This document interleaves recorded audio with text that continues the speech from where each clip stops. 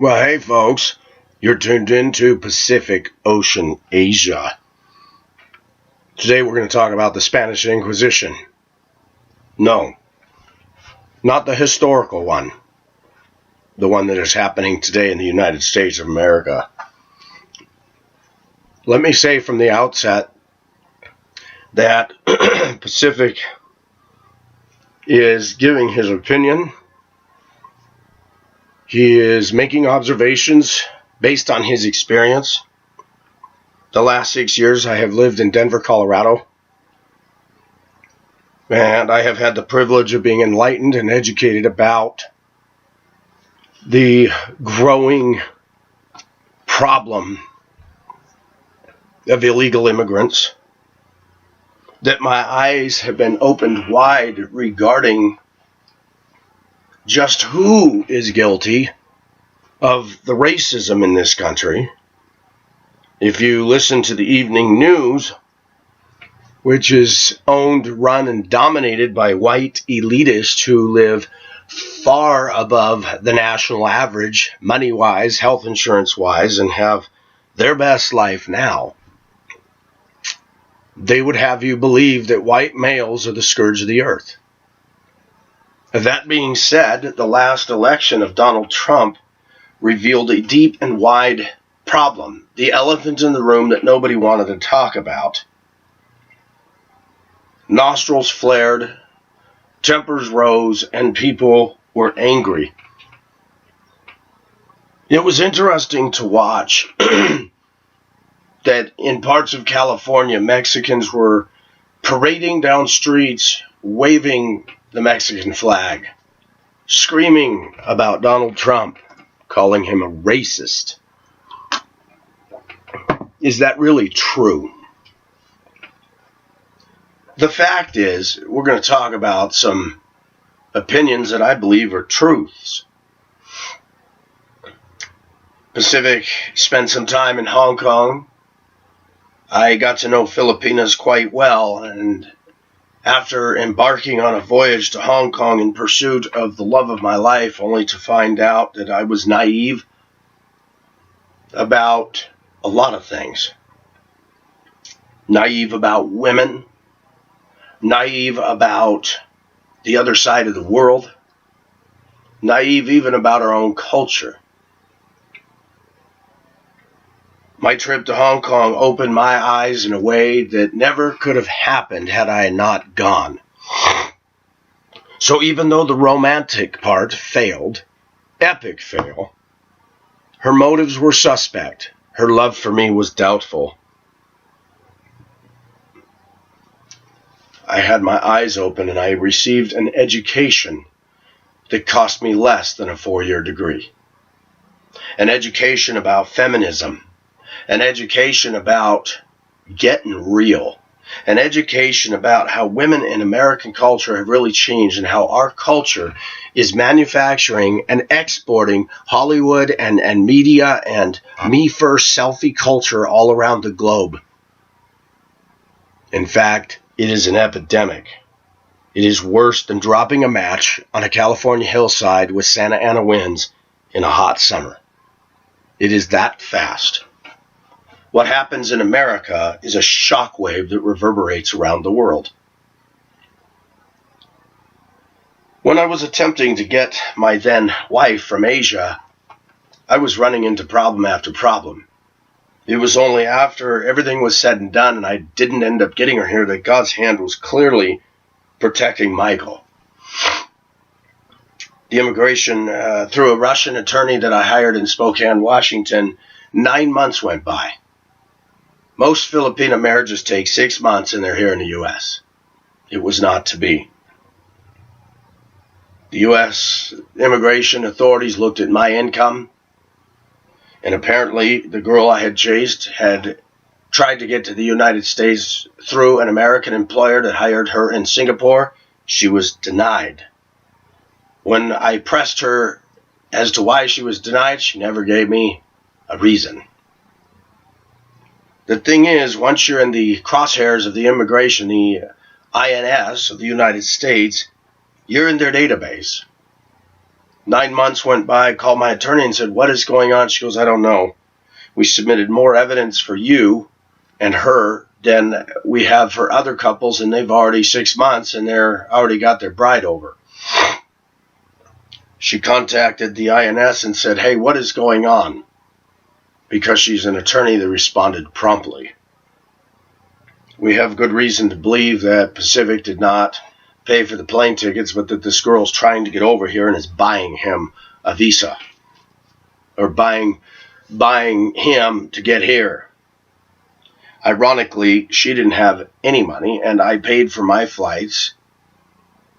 To be honest with you, I spent $20,000 involved with her between 3 trips, phone bills, gifts, living in Hong Kong for the total of 13 months. $20,000 on a girl that I might as well just open my wallet and flush it down the toilet.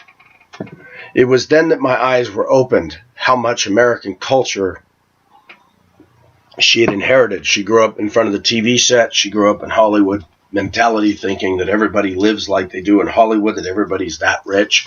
And I had to explain to her in Hong Kong dollar how much I make, how much goes out for bills. And after she finally got it, she said, so basically you don't make a lot of money. No. She had told me in the beginning she was not materialistic, was not interested in the professional, and she said everything I wanted to hear. Ironically, it was clear she wanted a visa to get to the United States. She had a very close friend in Florida. She, in fact, insisted that when and if she got here, that we would move to Florida. I said, no, we're going to live where I can get a job. She became indignant, and more it began to dawn on me. Her motive was not me. Her motive was something else. When I departed from that relationship and spent my last 5 months in Hong Kong, I had dated several Filipinas and one Chinese, and I had, in my mind, something had given up. I said 3 failed marriages. I thought this would be different, and I really screwed up. A lot of the girls I dated were nice. Some of them were drama queens, but I like the Filipinas. I have a soft spot in my heart for them. Come back to the United States, moved to Denver, Colorado, and I was right away taken aback at how much Hispanics lived in the area. And I'm partial to long black hair and a brown skin, and I thought, wow, look at all these pretty ladies. It didn't take me long to realize they had nothing at all in common with the Filipino culture. There's a couple of different things, and I want to make it clear, not all Hispanics are like this. Many, though, are, especially in the Denver, Colorado area. As I got to drive a school bus and I got to know my fellow employees, I found that many of the Hispanic women were drama queens. Many of them were looking to start a fight, cause trouble. I found many of them, their work ethic to be poor, their attendance to be shoddy, and their punctuality to be iffy. They get into the problems of their own making and blame it on everybody but themselves. We have 2 types of Hispanic males in Denver. We have those that go 10 miles under the speed limit, and then we have the hothead machismo that they go cutting around, turn signal, you honk, they slam on the brakes, throw open the door, and they're ready to start a fight. It was particularly disturbing to me when the lies came issuing forth by the Mexican community within the United States that the Americans stole the land from Mexico. I did a little studying and research and found that that was not true. We were at war with the Mexican president. He lost, he surrendered, and the United States gave him the handsome sum of $20 million, at which he took the money and disappeared. Most Mexicans don't know that reality. Yesterday I was in Walmart, and a Hispanic clerk, cash register clerk, there was a gentleman in front of me, and he basically in Spanish said, do you speak Spanish? She goes, nope. And he goes, oh, but you're Spanish. Yeah, but my parents never taught me. I'm in America. I learned English. The guy looked at me, and I just looked at him. Yo comprendo muy poquito en español, solo 2 años en la escuela. Oh, wow, español bueno. I said, muy poquito. After he left, I said to her, it's interesting. They come over to America and they want us to cater to them and their culture, and we're supposed to step around and accommodate their ways. I work at work with some of the most horrible coworkers ever. Why management doesn't fire them is beyond my ability to understand until you look closer at the dynamic of America, working for a school district, affirmative action, and the rights of women. We have Hispanic women that have done, I could do a whole video on the behavior of fellow employees, stuff that would get me or any other person of color, men, white girls, anybody else would be fired. And it seems to me that there's a free pass given the Hispanic community. Denver is known as a sanctuary city, which means they will not root out illegals. The Denver police, when there's an auto accident involving somebody who's an illegal who has no insurance, they simply issue him a ticket and let him go on his merry way. True story. The Hispanics, by and large, are not held accountable in Denver culture. They are taking over at the astonishing rate of 58% in Denver Metro. The handwriting is on the wall. They are not assimilating. They are not hiring me. They are taking over. Because of their Catholic background, they have large families. Many of the teen girls get pregnant before being married. In 6 years of living in Denver, 5 working at my current place of employment, has showed me we need laws about immigration. When I lived in Hong Kong, I desperately wanted to live there. After doing research, I found that unless you have a college degree and somebody's willing to sponsor you, it's not going to happen. Pacific worked briefly walking dogs for people in Hong Kong. They paid me. It was enough at one point to pay my rent and food. I did it for 3 months, and I felt guilt. I thought, you know what? I'm a tourist here, and I shouldn't be doing this. And I told them, I gave them notice and said, after this, I'm finished. Everywhere I have lived in the world, I've always been hired, including Hong Kong. No one has been disappointed with my service of employment anywhere, with the exception of 2 jobs that I got fired from. One, because it was a good old boys club and I didn't play the way they played. The other one, because I had an irate, angry boss who would lash out in cussing and profanity, and I turned around one day washing dishes in a restaurant in Prescott, Arizona, and said, hey, I know you're the boss, but could you please refrain from that? Really? Well, after you're done with your shift today, you're done. Okay. I should have walked right then and there. Lunch hour. Should have left a big mess and said, you know what? I'll leave now.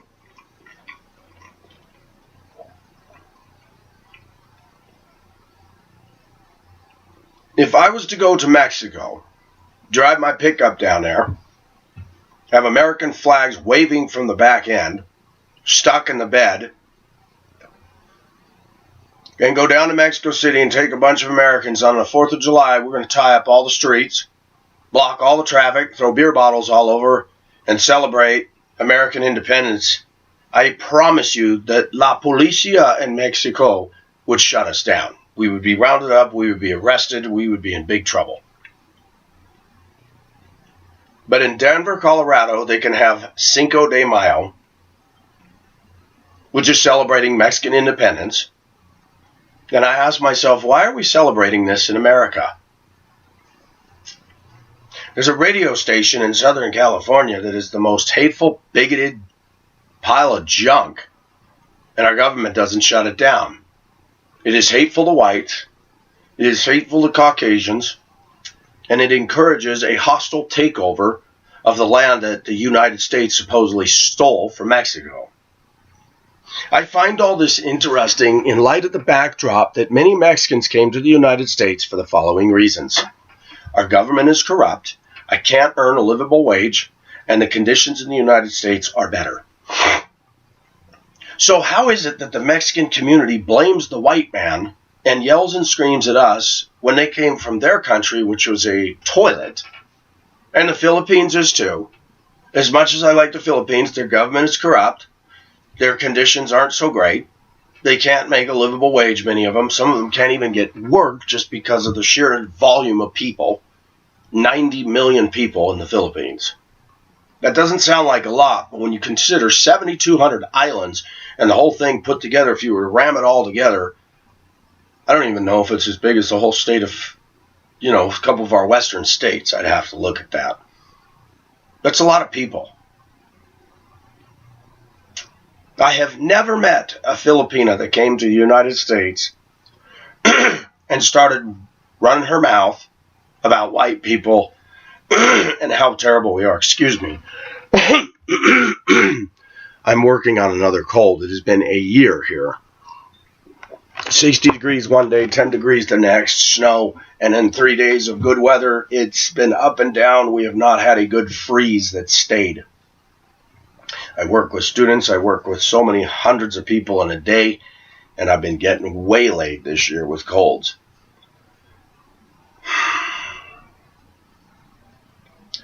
The Filipinos come over to the Americas, and they appreciate it. They're positive. They're upbeat. The Mexicans come over here, and everything's racist. The Mexicans don't obey our traffic laws. The Mexicans tend not to get auto insurance. The Mexicans go out and start trouble and then blame it on everybody else when they themselves are the guilty culprit. I have found this over and over. There was a gentleman coming to work the other day in a small car, and a Mexican guy in his big pickup wasn't paying attention and rear-ended him and crushed the whole back of his car. On Federal Boulevard, which is a major boulevard with tons of people, tons of traffic, and he takes off. My friend couldn't get his license plate. I will say something to the Hispanic community. I don't care if you don't like Donald Trump. You're hypocrites. And if you want my opinion, for those of you that hate Donald Trump and you hate the white man, get out of my country. Leave. You have no right to take advantage of the benefits that America offers, that white people put into place, and talk crap about our country. You have no right to do that. How hypocritical is that? That would be like me going to Mexico City and the government of Mexico gives me food stamps, housing, gives me a driver's license, allows me the right to vote, and I stand up in downtown Mexico City and say, the Mexican government's corrupt, they're all idiots, they're all racist. But what part of stupid do you not understand? To the Mexican community, I have one word, or one paragraph to say to you. If Mexico's so great and you want to fly your Mexican flag, then go back there and kick your corrupt government in the crotch and throw them out and make your country so great that nobody wants to leave it.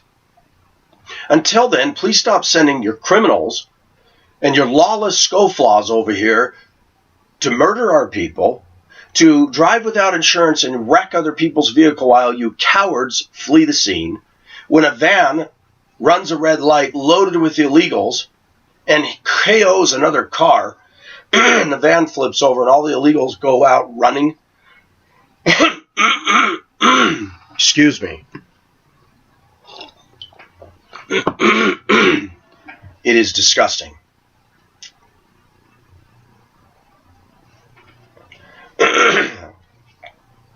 I recently met a woman at the recreation center that I go to on the weekends. And beautiful. I was taken by her. She's good looking, brown skin, black hair, very friendly. We've talked. And she said to me, God made a way, Pacific, for me to come to the U.S. I said, oh, really? How'd that happen? She goes, well, do you know what a coyote is? A coyote is a guy that you pay money to that gets you across the border. Forgive me for clearing the throat, folks. And then it dawned on me, God made a way for her to become an illegal. Let me make something very clear, and I didn't say it to her because I thought, you know what, this will go nowhere. God doesn't make a way for people to break the rules. No matter how much Pacific wanted to live in Hong Kong, God would never honor me doing it illegally. If God wanted me in Hong Kong, somebody could take favor to me and say, you know what, you're a native English speaker, I could use you. I'll process the paperwork. It became clear to me that even though I was struggling and I didn't want to come back, God brought me back here for a reason. Many reasons, of which I will not get into now. If nothing more, for an education,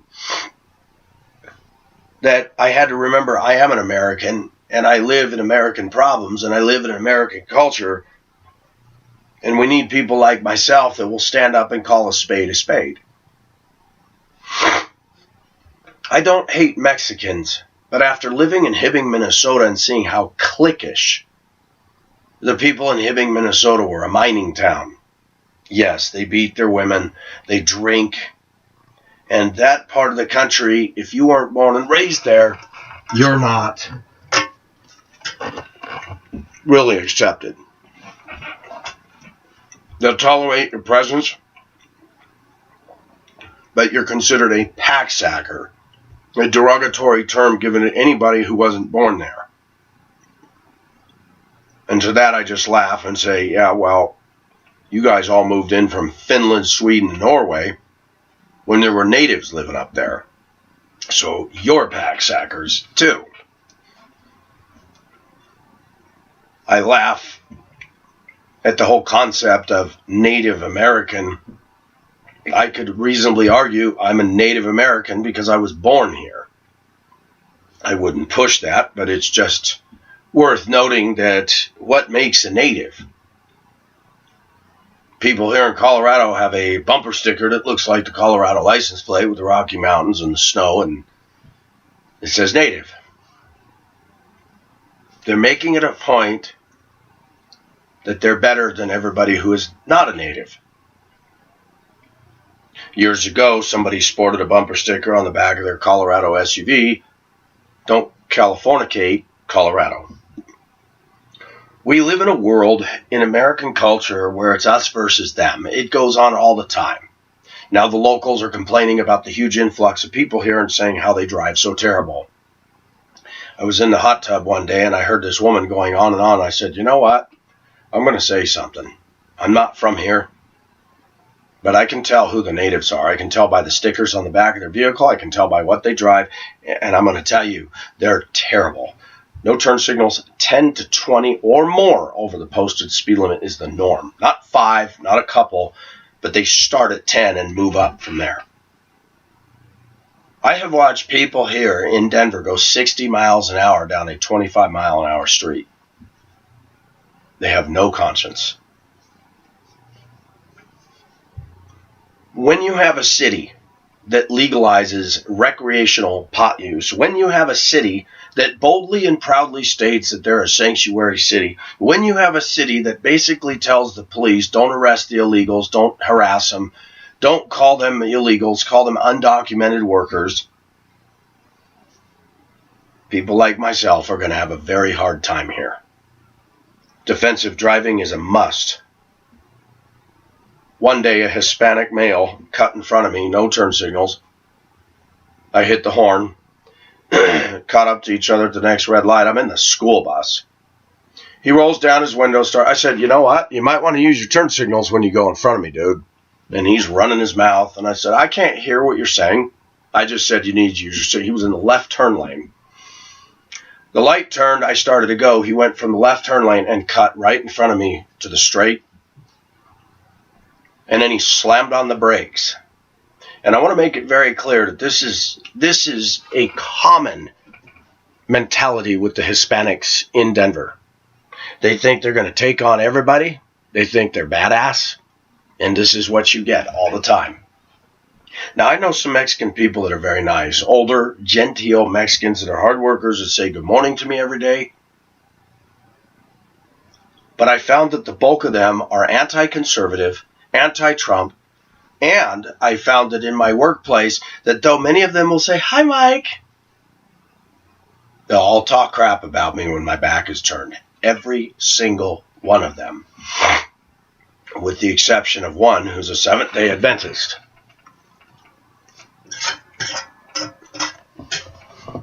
In Denver, out of all the people that I meet, I get along with the Asians and the blacks more than anybody else. More than the whites, more than the Hispanics. When I was doing videos on my former Pacific Ocean Asia channel, I did a lot of focusing on the dynamic of Western women and specifically spotlighted white girls.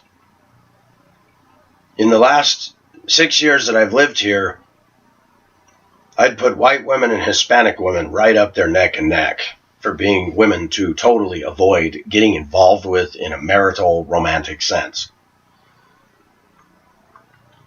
I have not had any close, intimate dating experience. I've gone on dates with a couple of Hispanic women, and then one date, and then not again. There was a very good-looking Hispanic woman that I met on a site called Badoo.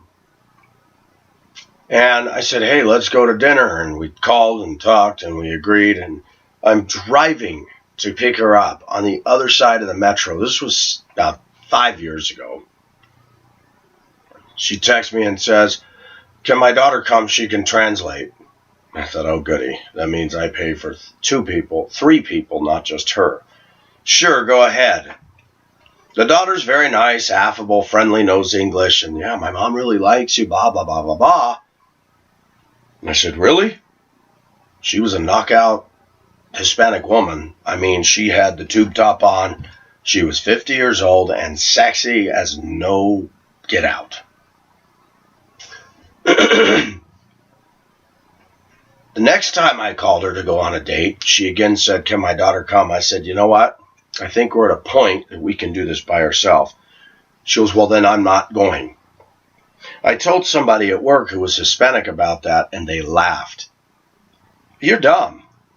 Don't you know that that's what they do to get free dinner for them and their daughter? The daughter was an adult, and I said, really? No, why would I know something like that? I said, you're laughing at me, but that says something about your culture that you would even do something like that to the white guy.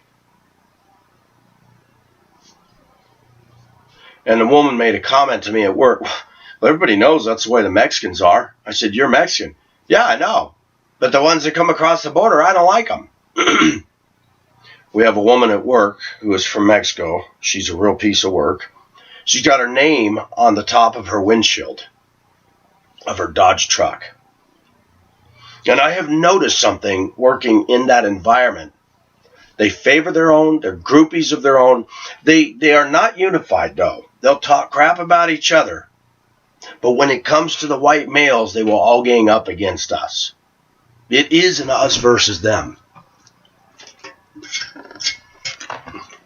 I have more Hispanic women come up to me because they know I'm approachable. Did you hear what so-and-so did to me? No, what happened? I said, wait a minute, you guys are friends. You always sit together. Well, not anymore. One day later, you'll see them sitting together and yucking it up, and I'm just going,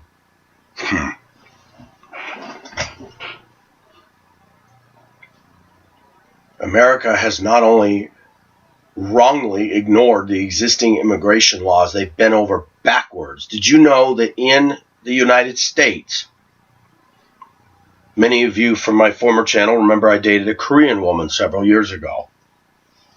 She had an interviewed position at one of the colleges here in town. And in the interview said, you do realize that if an illegal wants to attend school here, we don't question it. When our university and college campuses are condoning illegal immigration instead of verifying that they're a citizen and letting them have access to an education, you have to ask, whose side is the American education system on? The problem with just about everything from Hollywood to the education system to the illegals all has one thing in common. It's to put more votes in the Democrats' back pockets. It is to promote socialism. It is to promote, as Barack Obama used to say, share the wealth. Let all the lawless people come in. And I want to make it clear that not every illegal comes over here and does things wrong, but I still maintain you broke the law to get here, so you're lawless. End of story. I don't care if you're good. The other thing that illegals do that shocks me, that the Democrats condone this, they're not paying taxes. And the Democrat Party is all about raising taxes. So you have to ask yourself, why do the Democrats look the other way on the illegals who are making under-the-table income, sending most of it back to Mexico, and bleeding? A huge section of our economy is being bled dry because of illegals. I don't support illegal immigration.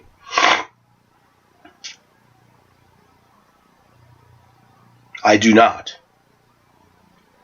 And the thing that bothers me is for them to have the audacity to come over here and talk crap about us, disregard our laws about getting mandatory auto insurance, following the traffic laws, and then being cowards and chicken apoyos when they hit another vehicle and fleeing the scene.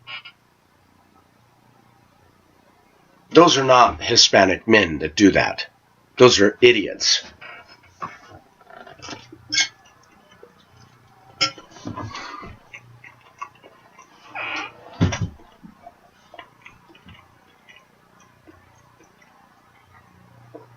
The cost to the United States of illegals showing up on our soil is in the billions of dollars.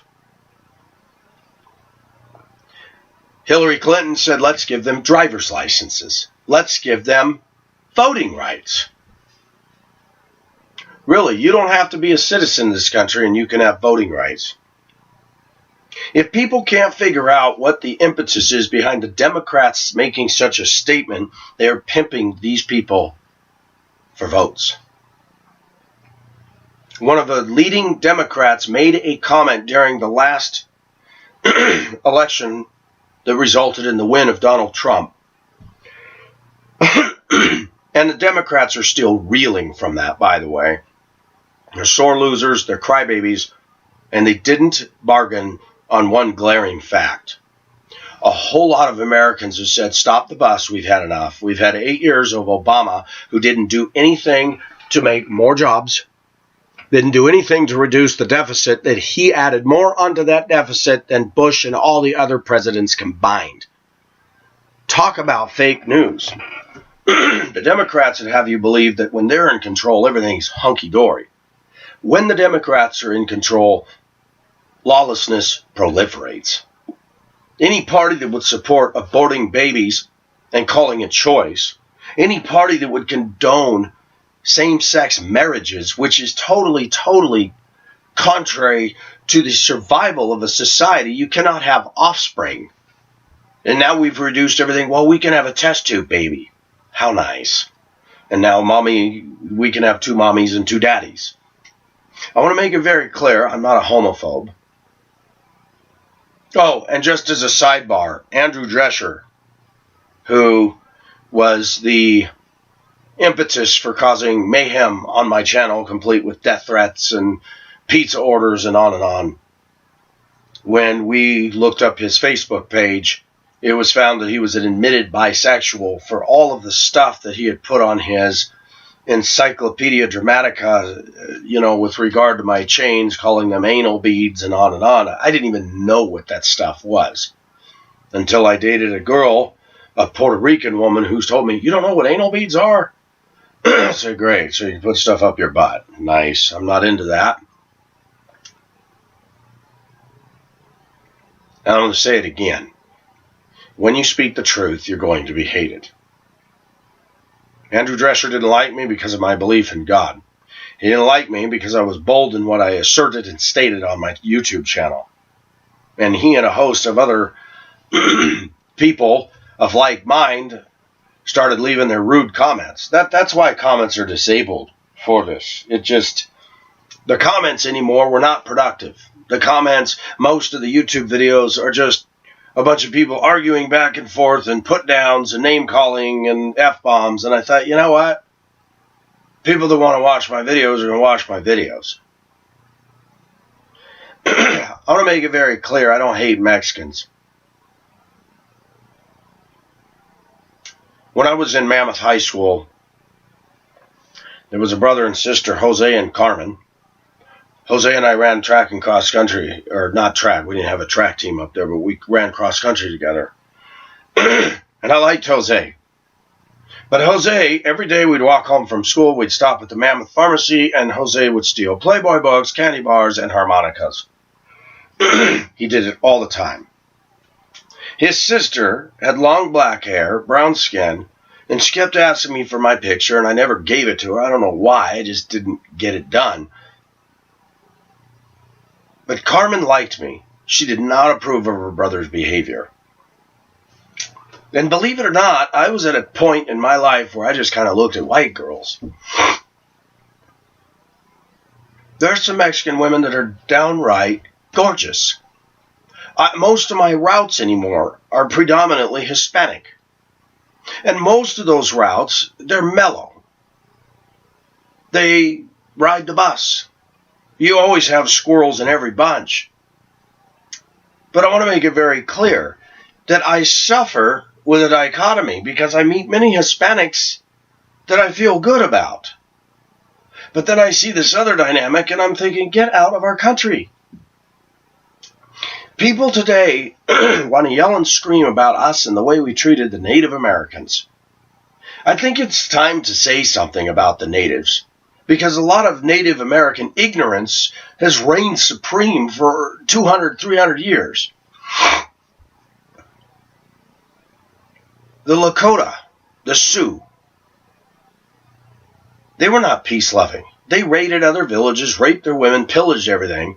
This idea that they sat around, lighting up peyote buttons and doing what they did and that they were peace-loving, they were savages. Not all, but many tribes were savage. Many of the natives got killed off by diseases that hit. They didn't have the inoculations and they were wiped out wholesale. Yes, in many cases, Americans did wrong to them. But who hasn't done this? The Mexicans forget their own history. That the Aztecan culture which dominated Mexico was obliterated and wiped out by Spain. The Mexicans to this day don't say anything about that. They don't have an Aztec Awareness Day or anything whatsoever. And yet they come over here and say, oh yeah, the white men are empire builders.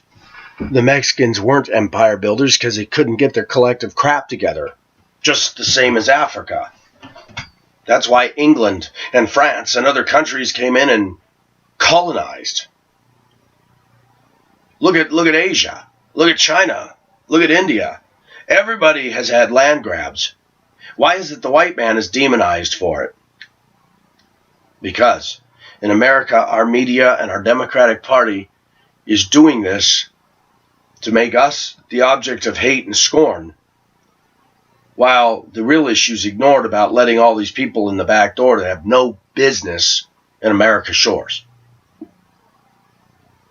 Having illegal aliens, I don't care about this argument that it's cheap labor. That's another problem. Hire Americans. Oh, well, Americans don't want to do these jobs. We don't want to do these jobs because you want to pay us $9 an hour to work in 100-degree weather landscaping? Yeah, you're right. Especially when I'm 52 years old. You think I'm going to submit to that? Pay me $20 an hour. Pay me a livable wage. It's back-breaking, sweaty work. And these people that buy these ridiculously overpriced McMansions, let them pay for the price. I've noticed something about American society. Attorneys, graphic arts designers, Democrats can sit around doing virtually nothing and make big fat money, while people who build skyscrapers and people who run cement trucks and people who do all this grunt back-breaking work, their wages are traditionally lower. That's all part of the socialist agenda. Barack Obama is all about everybody getting a university and college education. But let's do the math. If everybody were to go to get a degree, would everybody have good paying jobs after they all graduated? No. Law of supply and demand. You wouldn't have enough jobs for all those professionals. And many people admit when they go to colleges, they spend 4 years working on a degree that's no good the minute they get out. I'm totally an advocate that colleges and university should be required that if you can't get a job with a degree, that they need to pay you back in full for all of your wasted time in the school. That the school should be required by law to give you job placement in a degree, and if they don't feel you can get a job in that degree, say, you know what, you don't want to go in this field, it's dead. Colleges don't care. They call themselves nonprofits. Look at the price of tuition. Yeah, they're profits, all right. And I'm sorry, but the public education system in the United States, by and large, the majority, is the right-hand tool of the socialist and Democrat agenda. And part of that socialist and Democrat agenda is to let all these people in that are ungrateful and unappreciative, that talk crap about the white people, because this is all part of the elite. A house divided shall not stand. If you allow Mexico to take over, then the big white elite can control everything even more.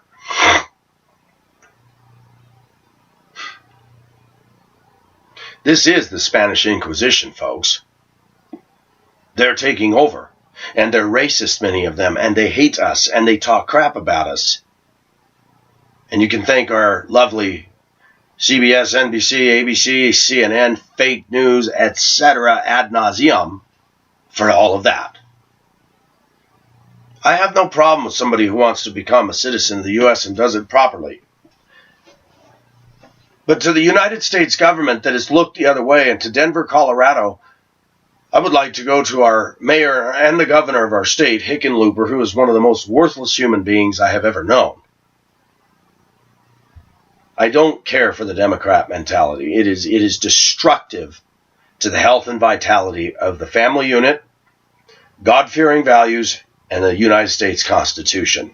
They can say whatever they want. That is the facts. And the thing that needs to be stated right now is if we're going to let illegal Mexicans come over here, then let's open up the borders for the Philippines and Chinese and Thai and Vietnamese so that I can have a chance at a decent girlfriend.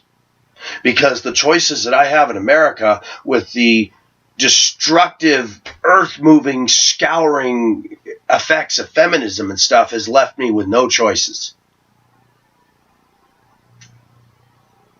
I was sitting at Davy's Chuck Wagon the other day, a retro 50s diner. They got steak and eggs for $7.57, cheap. Hash browns, and this gentleman started talking to me, and he said, I like your chain. He said, I used to wear those. I used to dance, and I like some of that modern electronic music. It's fun to dance to. I said, yeah. One look at him, I never would have known he was into that. He looked older and all that. And I said, yeah, the last time I danced was in Hong Kong with Filipinas, and I said, they're lively and they're fun. And he says, I was talking to him about Filipino culture, and he said, it's interesting that some of the poorer cultures are happier than we are over here. He said, everybody walks around with a long face in America. And I want to tell you, one of the reasons for that, when's the last time you've seen a happy Democrat? Well, the women that call themselves liberated today, I chuckle at that. They're not liberated. They're just not. They're miserable, and they're in chains to a false notion of a hostile takeover. They want to shut down white males. They want to allow all the illegals to come in. They want to allow gay marriage to proliferate. They want to allow the right to women to kill and murder their baby. I'm sick of the word abortion. I'm sick of the word choice. It is murder. And we wonder why American women have no passion, and they get more excited about going to Target and buying boring clothing and living boring lifestyles. And then we poor simp men, to quote the MGTOW movement, sit there and eat up out of that, want so bad to get a date with Sally. Well, you date Sally. Oh my gosh. Passion and heart and soul is gone from the American landscape. 100%. And the thing that bothers me is all you need to do is look at your own self and tell me, you call this living? You live for beer 30? You live for the next joint? Why is America drowning in addiction? Why is pornography proliferating off the charts? We're the #1 producer of porn in the world.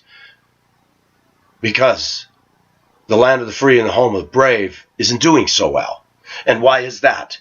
Because we have more cell phone communication than ever before, but we don't have real face-to-face communication at all.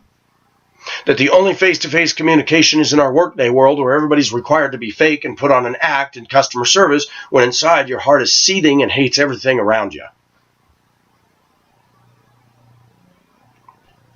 People want intimacy and they can't get it, so they seek the substitute. Pornography is off the charts. I've looked at it. It's a cheesy, sleazy substitute, and it doesn't fulfill. But American women, by and large, which includes Hispanic women, you get involved with many of them, you're going to regret it.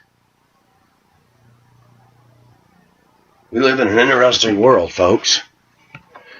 You heard it first here. I am not racist, but I have a problem with people coming into this country and talking crap about the rest of us when they still have it better financially, medically, and in so many ways to get rights that they don't get in Mexico.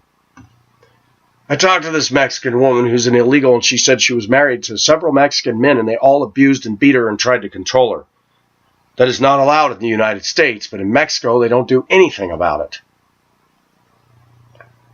And I will maintain at the close of this video, you don't like white people and you don't like us, get out. You can go back home. You go topple your corrupt government and straighten it out. And you might want to start with dealing with your drug cartels that have taken over a huge section of Mexico, and your own government can't even stop it. Don't come over here and talk about my house. This is my house. And if you want to come into my house, you knock at the front door. You don't kick the back door in and come in and move in and say, hey, you fix me dinner. That's illegal immigration, folks. And liberals and the far extreme left that's ruining this country as fast as they possibly can. Can you imagine if Hillary Clinton had gotten in office? We'd be singing a different tune right now. But let me make it very clear. DACA and all this other stuff, it's ridiculous. The dreamers. Now we have this big argument about, well, what about the kids that were born here? Were their parents really? I don't care. Go. I don't feel sorry for them. I understand that they're a product of the whole thing, but why am I supposed to shed tears for a 18-year-old girl who's not a natural citizen because of her parents? I'm sorry. I don't need to have compassion on that. Go back to your mom and dad and yell and scream at them for breaking the law. Good example, mom and dad. Good example. Now, the Hispanic community, I see what's going on, and it's not pretty. Go into any Hispanic area in the United States, and you will find the crime statistics are straight up there. Straight up. Theft, stealing cars, driving with no insurance, on and on the list goes. Child molestation. Donald Trump said many of these illegals are lawless, and the American public, the liberal left, oh my God, did you hear what he said? Yep, he spoke the truth, and you're getting butthurt. This is my opinion, and I have a right to air that. I don't encourage hostility and hatred towards any group of people. But on the contrary, I see the hostilities are coming from many of the Hispanics. They're believing lies. They're teaching lies to their children. They're teaching that we're no good. They're acting as if though we're not as important to them. And I'm frankly, Scarlett, tired of it. This is specific, and you heard it first right here.